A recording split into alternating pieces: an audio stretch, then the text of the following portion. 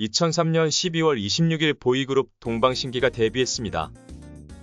그리고 2004년 1월 14일 데뷔 음반을 발표했는데 2000년대 초반까지 정규 음반만으로 활동하는 경우가 대부분이었던 우리나라 음악 시장에서 이례적으로 싱글 음반으로 데뷔 음반을 발표하는 모습을 보였습니다. 싱글 음반은 최소 10곡을 전후하는 음악을 담아내는 정규 앨범과 다르게 두세 곡만으로도 음반을 발표할 수 있다는 장점이 있었고, 이미 일본이나 북미 지역 등에서는 싱글 음반 발매가 보편화된 추세이기도 했습니다. 동방신기가 싱글 음반으로 활동한 최초의 우리나라 아티스트는 아니었지만 K-팝 업계를 선도하는 대형 기획사 중 하나였던 곳에서 내놓은 그룹이 싱글 음반을 내놓음으로써 K-팝 아이돌 업계에는 이제 싱글 음반으로 활동을 시작하는 아티스트들이 점차 늘어나는 상황을 맞았습니다. 그러나 우리나라는 아직 2000년대 초반까지 정규 음반을 내놓고 활동한다는 개념이 기본 바탕이 된 시장이다 보니 2005년 데뷔한 보이그룹 데블S501처럼 5곡의 트랙을 담은 미니 음반 규모로 음반을 발표하고도 싱글이라고 표기하는 등 기획사별로 음반 규격 표기가 중구난방이던 시대이기도 했습니다. 2008년을 전후해서는 싱글보다는 미니 앨범으로 음반을 발매하다가 정규 앨범을 내놓는 K-팝 그룹들이 늘어나기 시작합니다. 더 이상 한 장의 정규 앨범을 내고 타이틀곡을 2에서 3곡 정도 정해서 몇 달에 걸쳐 꾸준하게 음악방송 활동을 하며 음반 프로모션을 하며 설사 첫 타이틀곡으로 낙점한 곡이 실패하더라도 수록곡 가운데 다음 활동곡을 정해서 다시 음악방송 활동을 하며 새로운 기회를 노릴 수 없게 됐습니다.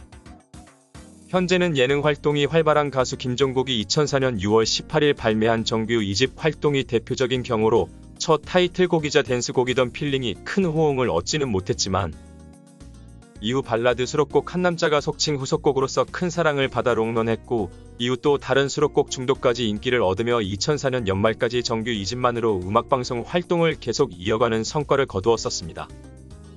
그러나 싱글과 미니 앨범이 기본 활동이 되는 시대가 찾아오면서 정해놓은 타이틀곡이 큰 성공을 거두지 못할 경우 과거처럼 수록곡을 활용해 후속 활동을 도모하는 경우는 찾아보기 힘들어졌습니다. 이러한 상황에서의 대안으로 등장한 것이 리패키지 음반입니다. 기존 발표한 미니 앨범, 정규 앨범의 활동이 끝나면 이어서 활동하는 신곡만을 추가한 음반을 내서 추가 수익을 도모하는 것입니다. 기존 정규 앨범의 후속곡으로 활동하던 것의 대안으로 등장한 방식이기 때문에 리패키지의 바탕이 되는 음반의 발매 후 2~3개월 안에 추가적으로 발매하게 됩니다.